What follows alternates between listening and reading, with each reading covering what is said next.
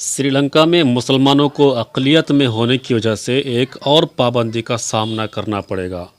اور وہاں کے حکومتی وزیر نے کہا ہے کہ برقع پہننے پر پابندی ہوگی اور 1000 سے زائد اسلامی اسکولز کو بند کر دیا جائے گا۔ برطانوی خبر رساں ادارے رائٹرز کے ایک رپورٹ کے مطابق ہفتہ کو ایک نیوز کانفرنس میں بتایا کہ انہوں نے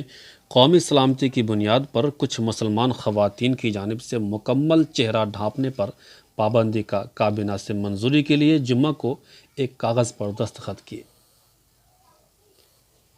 انہوں نے کہا کہ ہمارے آغاز کے دنوں میں مسلم خواتین اور لڑکیاں کبھی برقع نہیں پہنتی تھیں، تاہم حال ہی میں یہ دیکھنے میں آیا ہے جو مذہبی انتہا پسندی کی نشانی ہے، اور ہم اس پر یقینی طور پر پابندی عائد کرنے جا رہے ہیں۔ واضح رہے کہ سال 2019 میں گرجا گھروں اور ہوٹلز پر عسکریت پسندوں کی جانب سے دھماکوں کے بعد بدھ مت کے اکثریتی ملک میں برقع پہننے پر عارضی پابندی عائد کر دی گئی تھی۔ بعد ازاں اسی سال کے آخر میں بطور سیکریٹری دفاع ملک کے شمالی حصے میں دہائیوں سے جاری شورش کا خاتمہ کرنے پر جانے جانے والے گوٹا بایا راجا پاکسا عسکریت پسندی کے خلاف کارروائیوں کے وعدے کے بعد صدر منتخب ہو گئے تھے۔ گوٹا بایا راجا پاکسا پر جنگ کے دوران انسانی حقوق کی بڑے پیمانے پر خلاف ورزی کا الزام تھا، تاہم وہ ان الزامات کو مسترد کرتے آئے ہیں۔ سارتو ویراسکیلا کا کہنا تھا کہ حکومت کا 1000 سے زائد مدرسہ اسلامک اسکولوں پر پابندی کا بھی ارادہ ہے، جو ان کے بقول تعلیمی پالیسی کی خلاف ورزی کر رہے ہیں۔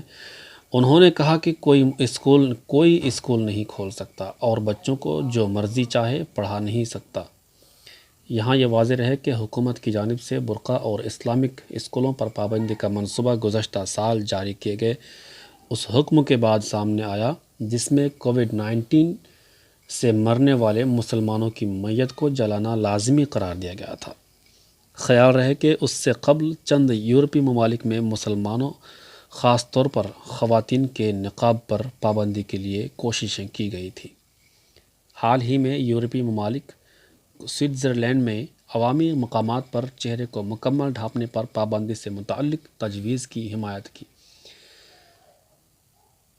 تاہم امریکہ اور بین الاقوامی انسانی حقوق کے گروہوں کی جانب سے شدید تنقید کے بعد رواں سال اس پابندی کو ہٹا دیا گیا تھا۔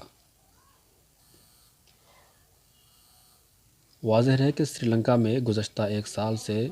اسلام مخالف لہر میں شدت آئی ہے۔